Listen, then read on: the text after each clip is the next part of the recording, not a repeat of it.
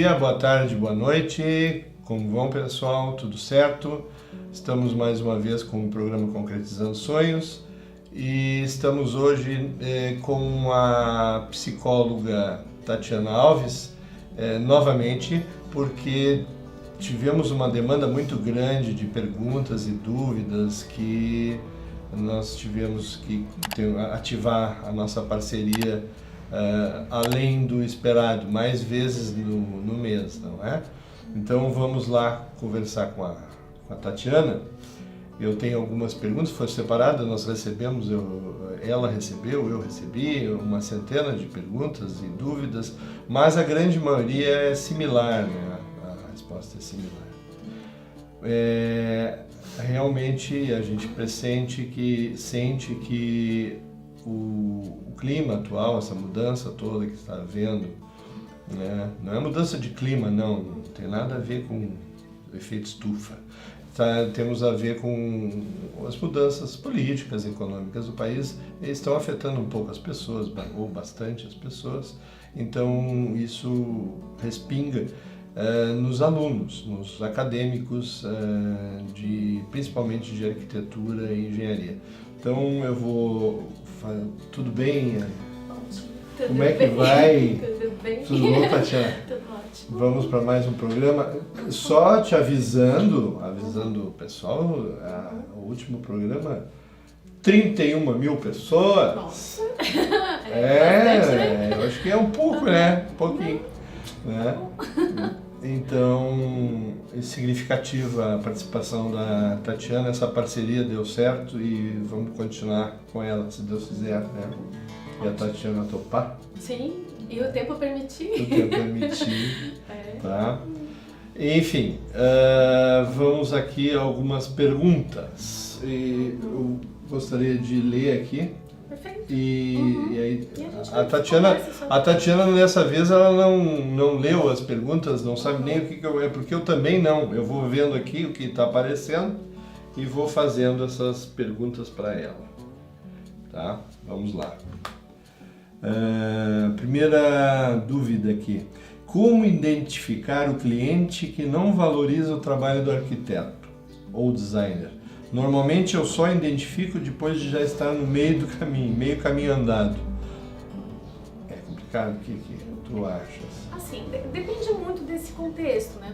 Como que eu, profissional, seria importante conhecer o autor dessa pergunta para investigar melhor aquilo que ele está querendo saber. Por exemplo, às vezes eu posso estar tão ansioso com um projeto ou de trabalhar, por exemplo, né? Chega a ideia de um projeto, eu vou atender o cliente, estou empolgado e quando eu faço o trabalho eu percebo que é comum os defeitos, as pessoas colocam defeitos e começam a mudar e aí eu não sei o que fazer com isso. Falta de posicionamento, então eu preciso ter firmeza e confiar naquilo que eu estou fazendo para poder me posicionar frente a esse cliente que vai colocar defeito no meu trabalho, vai querer desvalorizar justamente para jogar o meu preço para baixo. Né? Isso é comum acontecer. Isso é muito comum. Então realmente. teria que investigar aí que tipo de insatisfação ele percebe, o que ele está vendo nesse trabalho. Né? Então, não sei, tu enquanto profissional da arquitetura já deve ter vivenciado isso.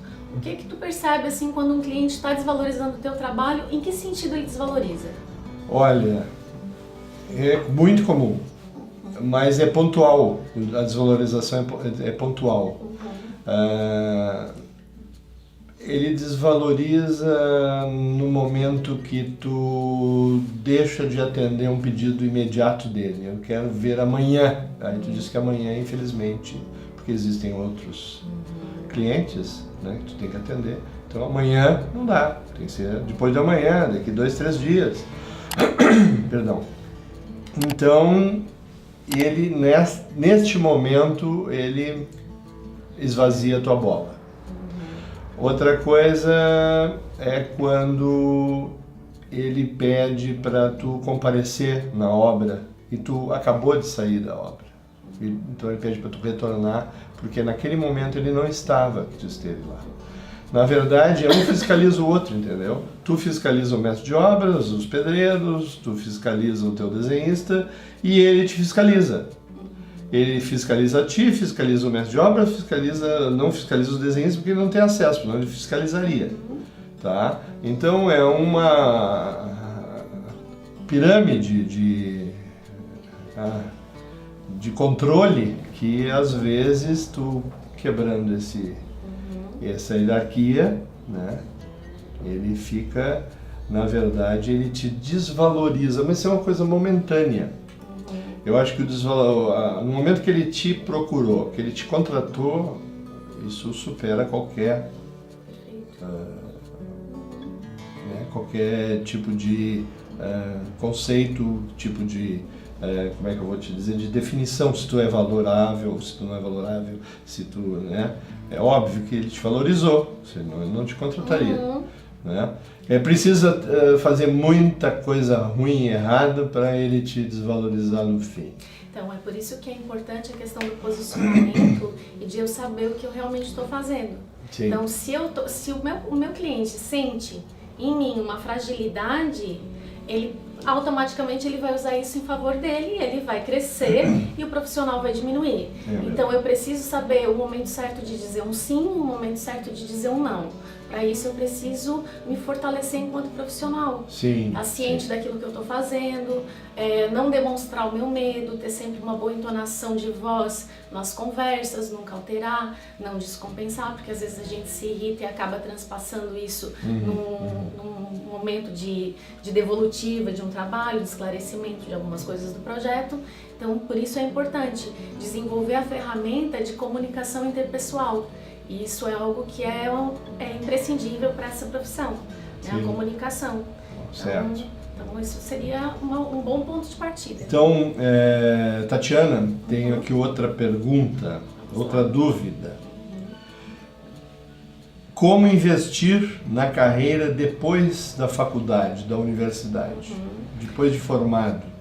Porque, como nós já conversamos anteriormente, é carente o ensino, né? Sim. Primeiro pelo tempo, 5 anos é muito pouco tempo. Né? Os certos estão os americanos e os ingleses e os europeus, que têm no mínimo 7 anos de estudo e 9 anos nos Estados Unidos e alguns distritos, alguns estados.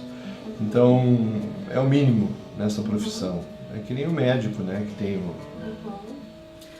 a residência, né? Isso. Nós deveríamos ter também aqui no Brasil.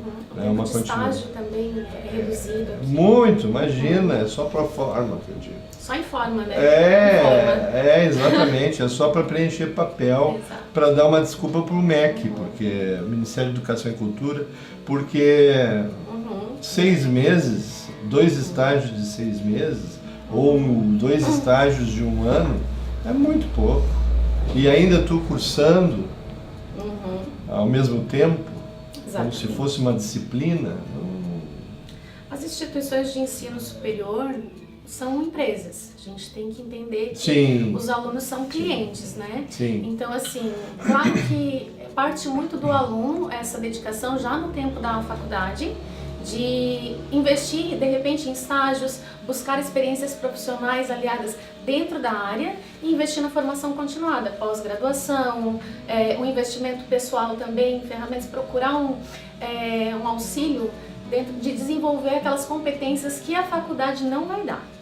Então, a formação continuada deve ser sempre em qualquer profissão, independente de um tempo de formação ser de 5 ou 7 anos. A gente tem que estar sempre estudando, porque o movimento está sempre se movimentando e investir nisso significa que eu tenho que ter ciência de que a formatura não me formou, não me preparou o suficiente e eu vou ter um tempo de investimento ainda com a minha profissão. Então, requer assim um planejamento financeiro. Tu sabe bom. Que tu tá falando aí, Tatiana, e eu tô me recordando algumas coisas que aconteceram, que a gente, quanto mais experiente, né, mais tempo de profissão, mais causos, né, tem para contar.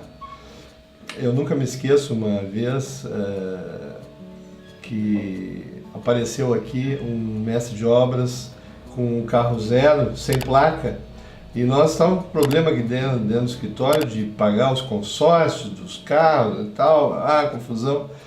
Aí o mestre de obras foi embora e disse assim, em vez de a gente ficar se dedicando a fazer dinheiro, a gente fica se dedicando a estudar, a se aprimorar. Aí não tem tempo de fazer dinheiro. O problema é cultural, né?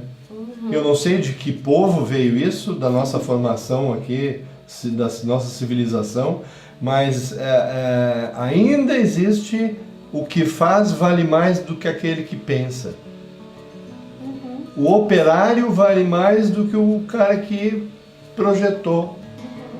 Tanto que o mestre de obra ganha mais do que o arquiteto. Com certeza, em alguns casos muito mais. Aqui, né? Aqui Isso. eu estou falando na América, aqui Sim. no nosso Brasilzão, aqui. Quer dizer, então... Mas por quê? Porque o mestre de obras tem uma formação de experiência diferente da formação técnica. Por exemplo, se eu desenhar algo, mas sem mensurar peso, o que vai acontecer. Então, às vezes você entrega um projeto para um mestre de obras que tem uma experiência de chão, de obra mesmo. Sim. Ele vai dizer, isso aqui não vai dar certo.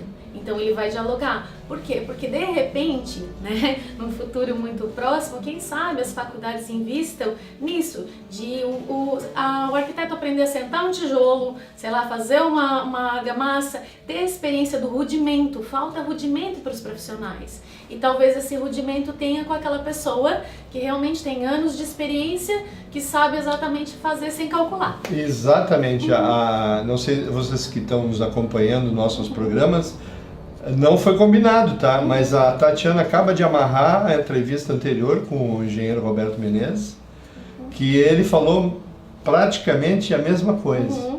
Né? Falta realmente a parte braçal, né? Operante do trabalho. Operacional, exatamente.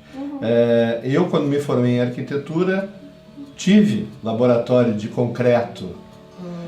Soube fazer um traço, né, a mistura de argamassa para dar o concreto, vi os testes de laboratório, sentei tijolos, entendeu? Mas isso não tem mais. Exatamente. Tá? Porque a grande maioria são mulheres e elas não querem se sujar. Ah, interessante.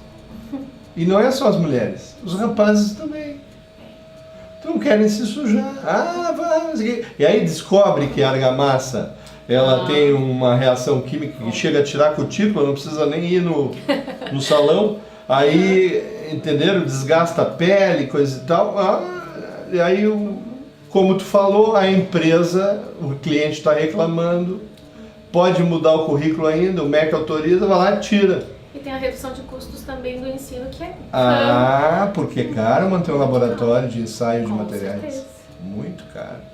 Bom, pessoal, nós precisamos faturar, então vamos aos nossos comerciais e já retornamos com a psicóloga Tatiana Alves.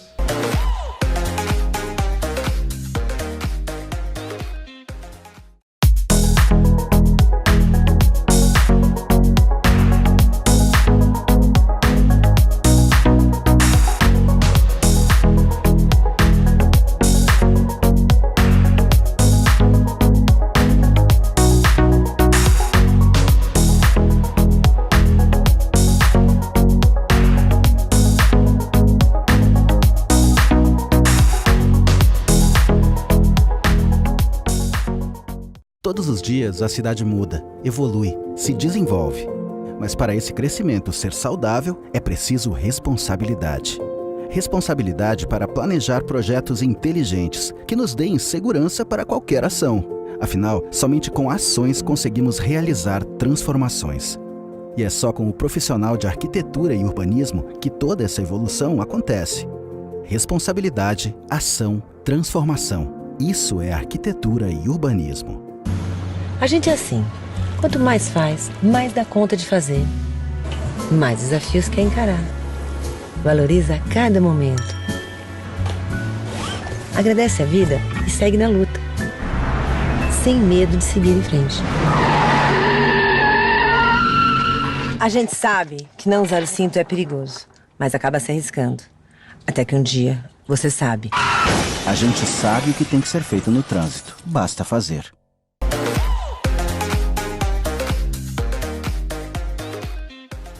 Então, pessoal, retornamos com a nossa entrevista Entrevista não, bate-papo com a psicóloga Tatiana e estamos tirando algumas dúvidas, inclusive nossas aqui, que vêm através dos nossos ouvintes, dos nossos espectadores. Vamos lá, uma outra pergunta. Interessante. É preciso escolher uma área específica dentro da arquitetura? Ou seja, interiores, exteriores, paisagismo, especialista em fachadas? O que tu acha? Eu acredito que seja importante isso sim, porque quando eu penso que eu vou ter que ter uma formação continuada e o conteúdo é amplo, praticamente infinito, se inventa coisas novas o tempo inteiro. Então, atirar para tudo quanto é lado não é inteligente, porque eu nunca vou ser bom, evidentemente, em tudo. Então, assim, eu preciso escolher uma área, focar nessa área e me especializar nessa área. Isso vai fazer o quê? Eu tenho um portfólio de trabalho nessa área específica, então, pensou em paisagismo, pensou em interiores, vai pensar em determinada pessoa. Então, essa questão de querer fazer tudo ao mesmo tempo não dá certo, porque eu não consigo ter um bom planejamento, eu não consigo me tornar evidente, não tem uma marca no meu trabalho quanto a isso. Então, assim, seria interessante sim focar. E qual é o problema da pessoa que não sabe? Então, para que lado vai? Aí, para isso, a gente tem que investir em autoconhecimento, ter experiências para saber se gosta ou não. Né? Por isso que é importante já desde o período da formação tentar já conhecer a área, não deixar para se tornar profissional depois que tiver com o diploma na mão. Então é importante, volta lá na pergunta anterior, que eu acho que as duas casam muito bem. Então eu tenho que, de repente, experienciar minha profissão de uma outra forma, entrevistar pessoas, conhecer profissionais que já estão no mercado, as dificuldades que têm, conhecer os meus limites, por isso é importante o autoconhecimento, para saber aonde eu consigo trabalhar de uma forma onde eu tenho uma realização, né? Porque o trabalho ele deve ser prazeroso, porque eu posso trabalhar 14, 15 horas por dia, mas se eu não tiver prazer nisso, eu vou adoecer. Tu sabe uma coisa que é comum de acontecer? Tipo, tu cria, quando tu demite alguém, por exemplo, tu demite um marceneiro, ele monta uma marcenaria. Tu demite um pintor de parede, ele monta uma empresa de pintura, ele mais um. Tu é demitido, vou ser pintor. Não precisa muita tecnologia, né? Eles que se enganam, precisa muita. E eu já notei, assim, profissionais recentes do mercado, que o fulano, aquele fulano lá é bem sucedido, né? Tanto financeiramente quanto pessoalmente e tal. Eu vou fazer aquilo que ele faz, eu vou fazer aquilo que ele faz. O pessoal vai por osmose, entende? Vai por cópia. Mas isso acontece aqui na nossa região com todas as áreas, né? O cara pode ver uma barraquinha que tá dando certo, vai lá e bota uma barraquinha do lado. Mas você preguiça de pensar, de pesquisar e sim, vai pelo mais fácil? Falta da cultura do autoconhecimento, de se perceber no mundo. A gente olha muito para fora, Paulo, a gente não costuma olhar para nós. A gente não costuma saber quem eu sou e aceitar quem eu sou. Por exemplo, eu não posso admirar pessoas, posso admirar o teu trabalho, mas eu nunca vou ser você. Mas eu sou a Tatiana e eu, dentro das minhas condições, dentro da minha possibilidade, eu posso ser uma excelente profissional naquilo que eu me propuser a fazer, desde que seja compatível comigo. A palavra que a gente busca sempre no consultório é autenticidade. Eu preciso conhecer naquilo que eu sou bom e eu não preciso ser camaleão, sabe? Me encostar no outro e me querer parecer o outro. Então eu preciso descobrir quem eu sou e buscar essa autenticidade no mercado. Eu vou lembrando dos negócios. E vou interrompendo, né? Lembrei de uma projetista que trabalhou comigo. Ela assim, eu não vou mais. Ficou uns 3 meses, né? Estava para ser contratada, porque o período, né, era 3 meses para contratar e tal, naquela época. Aí eu vou embora, não quero ficar aqui. Mas por quê? tudo bem, tu desenha bem, tu faz... Né? Não, eu cheguei à conclusão que tu é cabeça feita. Tu já tens, tu sabe muita coisa, tu tem muita experiência e para mim isso não serve. Como assim? Eu queria aprender juntos. Eu não entendi absolutamente nada até hoje daquilo ali. Porque ela tem que saber aproveitar a experiência que a gente tem, não é? Sim. E pedir, ela nunca sinalizou isso. Aí, cabeça feita. Bom, vamos fazer mais um intervalo, porque o nosso produtor aqui está pedindo, fazendo sinais e tal. Então vamos lá, vamos ter que faturar, é que a gente tem que faturar. Então tá, vamos lá pessoal, já retornamos com a nossa entrevista com a psicóloga Tatiana Alves.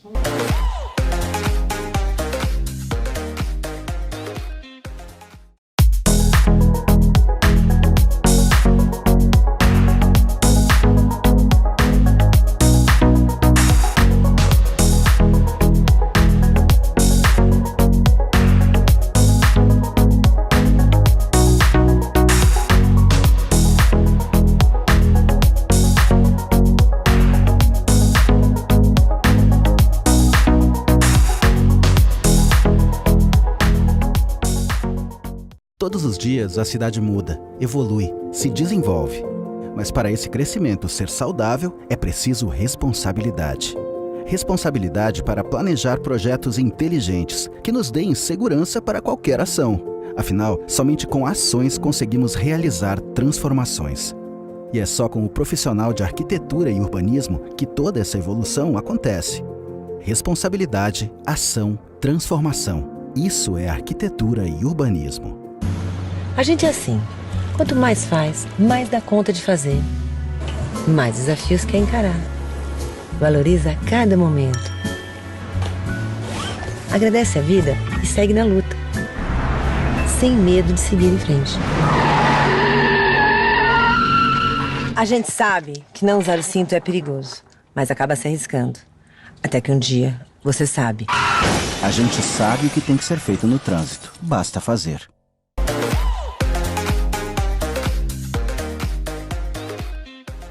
Retornamos então, pessoal, com Concretizando Sonhos, hoje novamente com a nossa parceira na área de psicologia, na área psicológica, na parte da psique das pessoas, né, dos profissionais. Estamos hoje falando um pouquinho das dúvidas que nos mandaram por e-mail aqui, algumas carências, algumas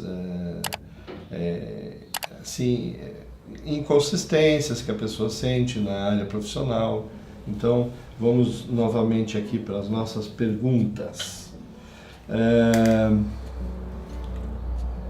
Eu amo a arquitetura, porém não sei e não gosto de desenhar. O que eu faço? Bom, isso é uma questão bem interessante. Será que o cara é arquiteto? Deveria ser arquiteto. Porque é fundamental desenhar, uma vez ou outra tu vai ter que desenhar. O curso normalmente leva a tu aprender, não é? De repente ele não chegou na fase. Ou de repente pode ter alguma insegurança em relação ao desenho, né? Não conseguir. Ou algum tipo de trauma que isso também possa ter. Síndrome da folha em branco, que eu digo? Pode ser. Que tu olha para a folha em branco e não sabe o que vai fazer. Tem algo que é muito interessante, que assim, nas escolas a gente pede para ensinar a desenhar uma flor, uma casa, tem um padrão já. A pessoa já tem um pensamento padronizado em relação ao desenho. Às vezes a pessoa tem dificuldade de desenhar, porque ela olha para um desenho, ela copia, ela não consegue criar o desenho dela. E esses processos criativos, que são fundamentais, creio eu, né, da profissão, de repente pode ter alguma coisa ali, algum entrave no processo educacional dessa pessoa que trava ela de não gostar de desenhar. Mas isso também pode ser fácil se ela conseguir, pelo menos, fazer o esboço. Isso também pode ser facilmente corrigido ou compensado com o desenhista. Ela pode delegar essa função, mas... Sim. Sabe que tu deixasse um ponto aí, que eu posso puxar a linha aqui. Às vezes, eu não sei se tu vai concordar, Às vezes as pessoas têm o lado crítico muito acentuado. Sim. Então ela acha que não tá bom, enquanto que está razoável. Exato. Entende? É que nem aquele negócio da anorexia lá, né? A pessoa olha no espelho, se vê esqueleto, e na verdade se vê gorda, e na verdade é um esqueleto. Sim, essa autocobrança ela é muito limitante. As pessoas que não conseguem lidar com os seus erros ou com as suas dificuldades, elas travam, elas não conseguem desenvolver. Então se tornam pessoas rígidas, fechadas, e elas precisam aprender o quê? É mais fácil dizer que não gosta, né? É mais fácil dizer que não gosta. Na realidade pode ter vergonha aí de expressar, porque é algo que é seu, né? É igual escrever uma redação. Tem pessoas que escrevem, mas não entregam, não gostam de entregar. Porque tem vergonha daquilo que produz, do que pensa. Então, por que eu tenho que me perguntar? A pergunta é, por que eu tenho vergonha daquilo que eu penso, daquilo que eu crio? É a famosa história, né? Não se conversa sobre religião e política, né? Aí fica do jeito que tá as coisas, porque ninguém quer dar opinião e ninguém quer participar. É complicado isso, mas a gente consegue resolver isso porque as personalidades elas podem ser flexibilizadas. Procurem a clínica da Tatiana. Isso é interessante, assim, não, procure qualquer profissional. E assim, uma coisa que eu gostaria de dizer em relação à minha profissão, que assim, ó, quando você decidir fazer um processo terapêutico, tem que ter, como processo de clínica, com psicólogo, quando tem esse olho no olho, se não tiver aquele, a gente chama de rapport, que a gente chama de um eu terapêutico, tem que desenvolver ali uma terceira pessoa, que é uma empatia, que é uma conexão muito forte. Se isso não acontecer com o seu terapeuta lá, você tentou uma sessão, 2 e não rolou, desista do terapeuta, mas não do processo. Procure outro. Às vezes a gente leva... Eu passei por 4 terapeutas até encontrar o meu. Entende? É igual relacionamento. Então, às vezes a gente não vai se identificar com aquele profissional, mas não significa que a psicologia não vá dar conta disso. Talvez tenha que procurar um outro, então não desista. Então isso é muito importante. E sim, a gente consegue flexibilizar personalidades, consegue ajustar alguns processos para a pessoa conseguir se desenvolver, não só profissionalmente, mas como pessoa, sabe, pensamentos, enfim. Então eu acho que isso é um bom investimento, sim. A psicoterapia é um bom investimento porque, se vocês perceberem hoje, os coaches aí fazendo... O coach é uma ferramenta da psicologia, é um processo que a gente faz em terapia. Não só para o lado profissional, mas a gente vai ajustar esse sujeito naquilo que ele estiver disponível, disposto, em todas as áreas da vida. E isso é para sempre, sabe? Sim. A gente busca fazer com que a pessoa se torne especialista dela mesma. Quando eu conheço as minhas limitações e os meus potenciais, eu consigo me desenvolver e ter autonomia para conseguir fazer aquilo que eu me proponho. Isso é muito importante, e se as pessoas pudessem experimentar isso de uma maneira decidida, a mudança, ela vai conseguir evoluir muito, assim. Ótimo. Então, pessoal, não desistam nesse negócio de dizer que não sei.